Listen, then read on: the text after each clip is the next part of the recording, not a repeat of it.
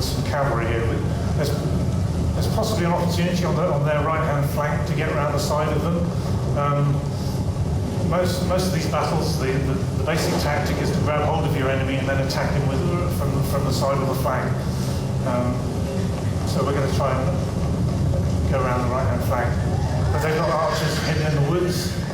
They're firing fire arrows at us.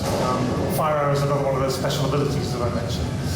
And although the cavalry charge has arrived and is doing a lot of damage to those bowmen, I think we lost quite a lot of men on the way there.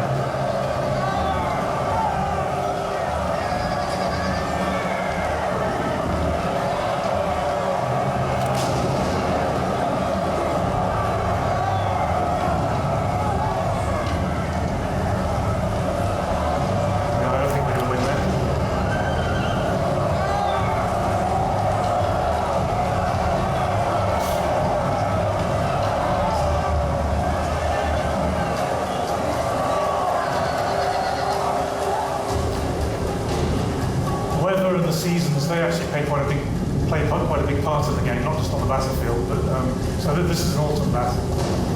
The AI has decided that now's a good time to move forward, so they're coming on to us now.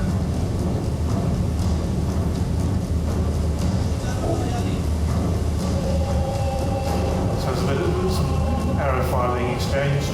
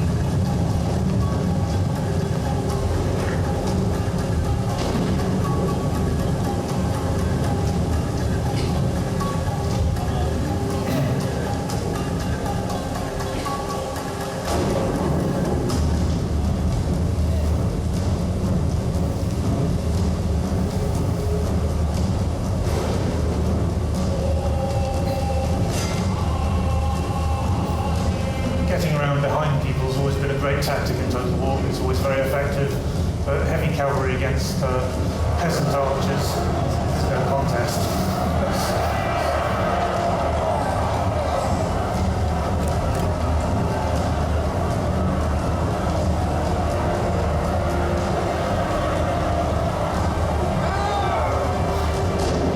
We see some of our lovely trees there. I think we've had a guy working for a year now on a variety of Japanese tree species. So it's one thing to do with your life, I suppose. But we have great trees as a result.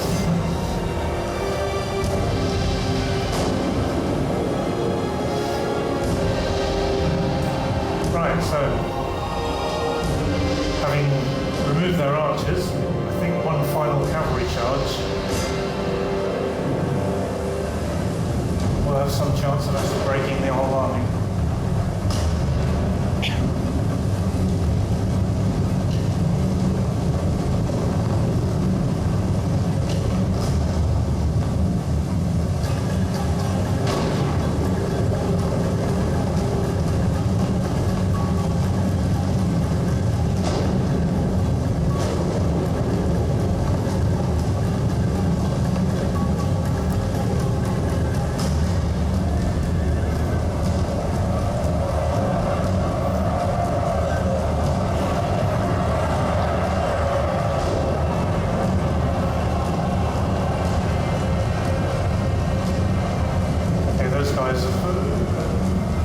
have been decimated and have routed. so we can charge into the back of them.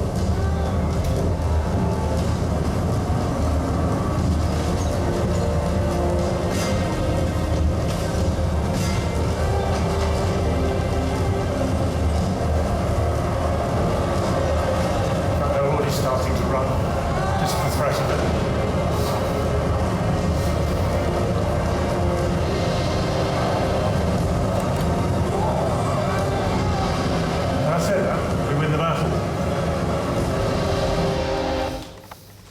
Okay, so that's a fairly good example of a fairly large-scale battle.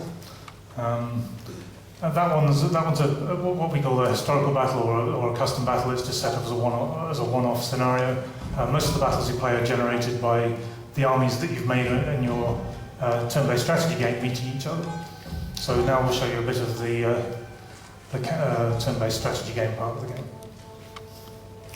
When we set off to design this part of the game this time round, we wanted art to be a big part of it. So we changed the way it looks quite radically. We've hidden the bits of the map that you haven't explored with a 2D map, and so you start off with just a little bit of the world that you know, and as you explore, you reveal the world in full 3D. This is pre-alpha code, so it's still got quite a long way to go. But here you're looking at, this is a map of Japan. You own one small province. There's about 60 or so provinces in the world. There's about 40 or so factions in there fighting over them. The aim of the game is for you to unite Japan under your rule and to become Shogun. At this point, okay, one of our neighbours is off to the left, has sent an army towards our territory. We're at war with these guys right from the start of the game. So the first thing we want to do is destroy that army. And the first thing we're going to do that is try and kill the general before the fight. And that sounds like dirty fighting, but that's what we're going to do. And we're going to use a geisha assassin for that. The geisha is a female ninja in disguise, and she can get close to enemy generals. She's sort of an uber assassin. But this one isn't very experienced.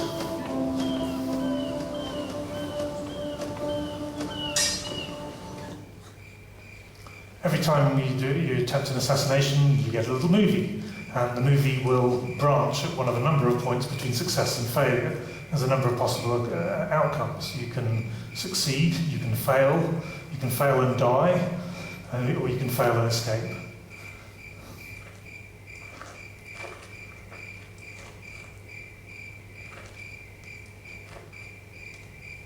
This isn't looking good.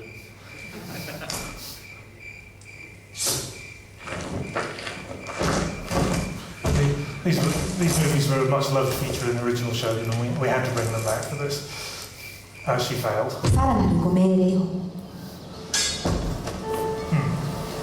Never mind, we have a backup plan. Over in one of our towns there, I think there is a ninja.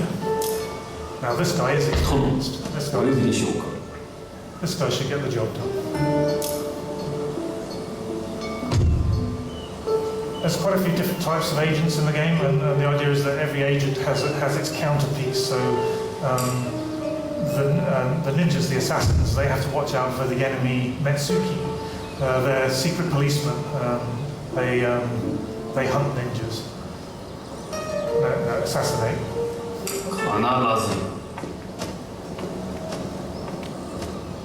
Most of the agents have multiple different missions that they can undertake. Assassination's only one of the ones that ninja can do.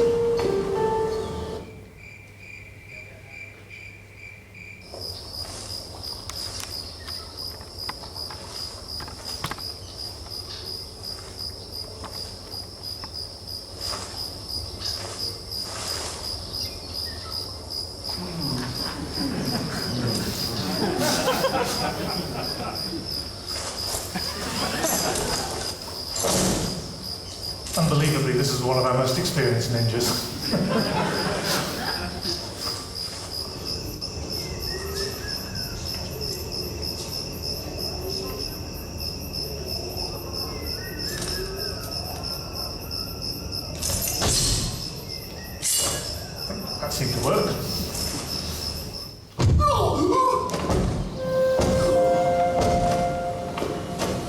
that was a bit of a giveaway. He's leveled up as well. That's good. So we actually get to spend one of those hard-earned skill points. Well, in fact, it's got 4 of them. So there are various different buffs that you can give your agents. Use them for ninjutsu and exotic weapons. Yeah. So there's a little tree of possibilities, and they affect the various different missions that the agent can perform. It's probably best to move him out of the way now, because the enemy know that there's just been an assassination, and they know there's a ninja around, and they'll probably send a Mexican looking for him, so we move him up out of the way. Right.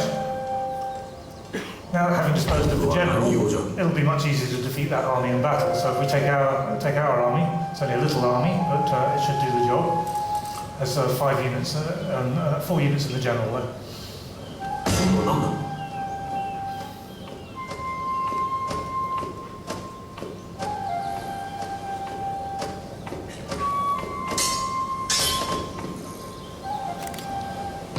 So at this point, you normally have a choice of dropping into the battlefield and playing the battle in full 3D, but you always have the choice of auto-resolving as well. We'll do that this time. And we win. Actually, there's a third choice as well. You can request another player, another human player, to play the part of the AI for you, get in a multiplayer battle in your single-player campaign. So we defeated him.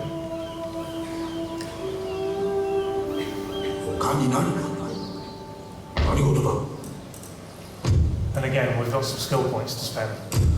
The general's tree is a bit more complicated than the agent's one. There's a lot more skills in there. They're to do with leadership, actually leading the army. They do army-wide buffs of a variety of different kinds. But there's also personal combat skills in there as well.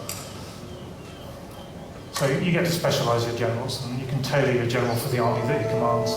And for your faction abilities, and for the abilities that are in the regions that you hold. Right, let's have a look at buildings. Okay, this is one of our towns. There's a variety of different buildings we can build. Let's make a sake den. That's the building that produces ninjas. It also adds a little bit to the happiness of the region. So there's the basic idea of the game is that buildings are the thing that makes units fight battles, and let you conquer more provinces. Provinces earn you more money, that allows you to buy more buildings. That's the kind of cycle that you go through. But layered over the top of all that, there are technologies. Technologies unlock a variety of different buffs on all aspects of the game, really. They unlock buildings and give you bonuses in battle and so on.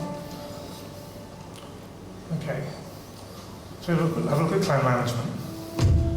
In this game, your family is really important.